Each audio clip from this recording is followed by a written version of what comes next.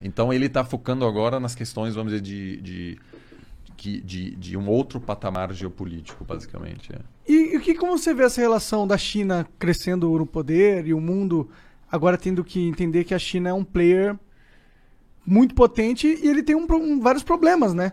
Que é uma ditadura e tal. Eu acho que a gente ainda não percebeu que esse mundo já chegou, né? O Brasil tem a China como principal parceiro comercial há mais de 10 anos.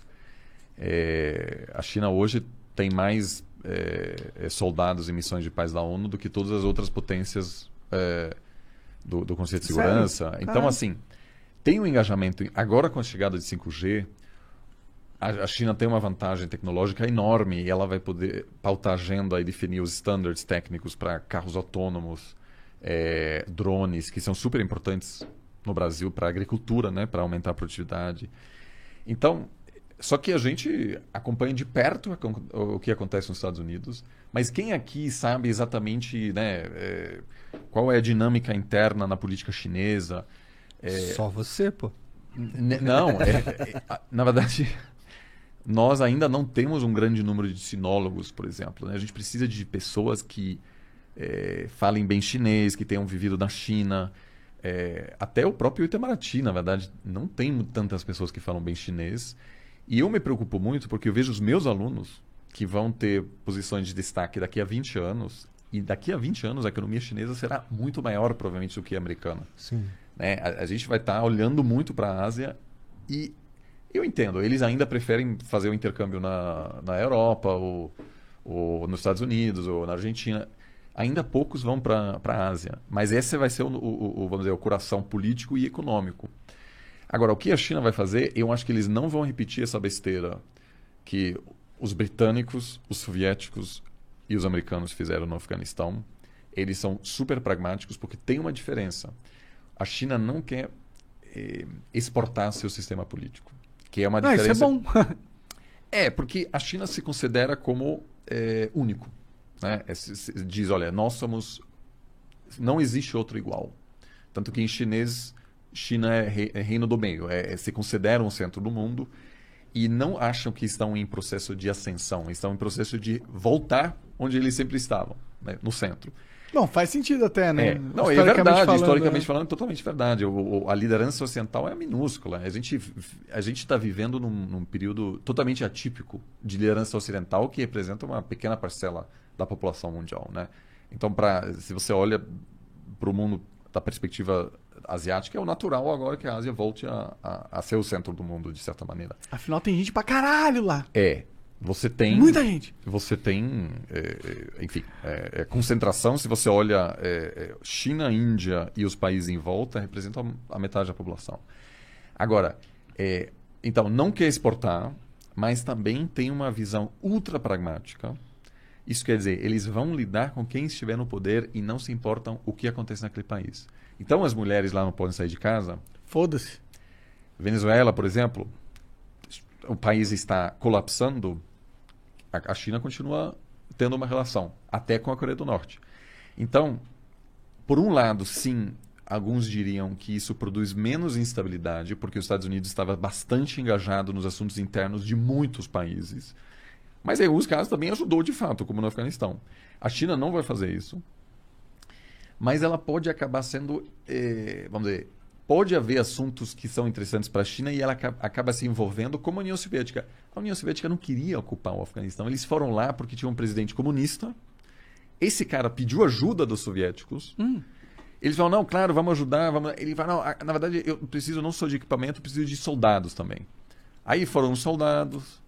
Aí esses soldados foram atacados. Aí eles mandaram uns tanques.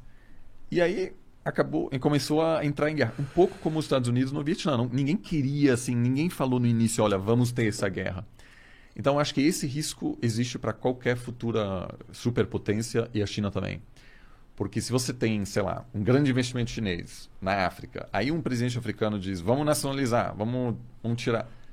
A China vai falar, opa! Entendeu? Não. Então, assim, essa dinâmica, ela independe do sistema político.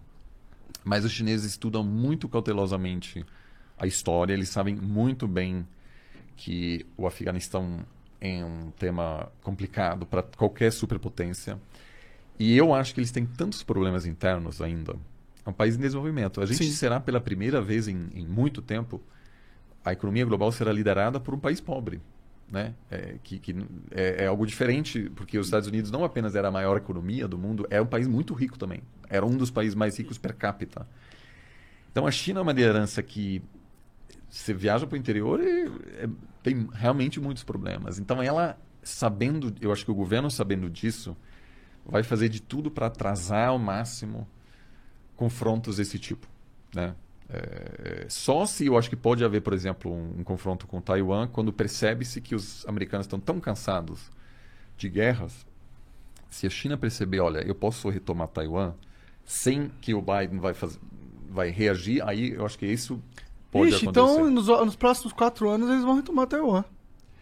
O cenário que gera mais preocupação é ou a China reagir ao declínio americano e aí os Estados Unidos... Porque será que a opinião pública americana apoia um confronto entre os Estados Unidos e... Provavelmente não. E não aí, parece uma boa ideia. Só que daí, o que vai acontecer? A Rússia vai dizer, opa, os Estados Unidos ficam quietos, então eu vou, por exemplo, retomar a Ucrânia, porque a União Europeia não tem capacidade. Mas e a ONU, cara? Cadê a ONU para defender a estabilidade do país, do planeta? Bom, eles não são feitos para isso? A ONU, acima de tudo, a ONU tem uma tensão, né? Por um lado, ela é fundamental para a defesa dos direitos humanos, etc. Tem uma atuação relevante, mas ela opera a partir da igualdade soberana dos países membros. Ou seja, ela, acima de tudo, diz os países são soberanos e só se os membros permanentes do Conselho de Segurança decidirem que uma intervenção militar em um país é legítima, aí sim você pode violar a soberania de um país dentro do direito nacional. Mas isso só se a China, a Rússia, o Reino Unido, a França e os Estados Unidos estiverem de acordo. É muito raro. Né? Então... A ONU é meio que uma brincadeira. Tipo, é muito importante. Tem muitas coisas importantes que a ONU faz. Mas não é meio que um sonho que nunca vai ser verdade? Olha, é muito fácil bater na ONU. E realmente acontecem coisas muito ruins no contexto ONU. Aqui mais próximo, né? Muito fácil bater na ONU. Não, digo... Porque a ONU, ninguém da ONU vai rebater. Vai rebater, né? Porque, enfim, o secretário-geral, aliás, é uma pessoa muito legal, que se vocês puderem chamá-lo aqui, eu acho que seria muito legal, é um português. Pô, seria da hora mesmo. Ele precisa boa querer, ideia, cara. mas é uma boa ideia. Eu vou perguntar